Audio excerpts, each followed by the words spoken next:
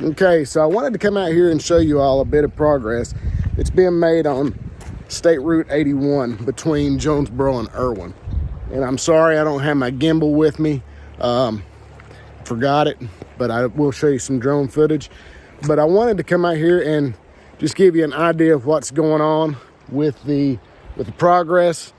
Whenever this first happened, the second week into it, we were told, me and a buddy of mine were told that it was going to take about 4 years to get this done, and they are moving on with it. And we're hoping it'll be done less than a year. But this is the main route going from Jonesborough to Erwin.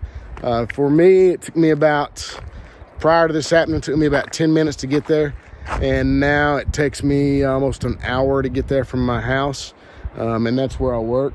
But this road was completely destroyed, and they're doing a lot of work on it. So thanks to whoever's doing this. I know the state's doing it, but I know that they've contracted it out too. So I don't know who all is doing it, but thanks. And I will show you a little bit of Taylor Bridge, because Taylor Bridge was washed out also. But if you'll see behind me, they've started making new road in, and it's looking good.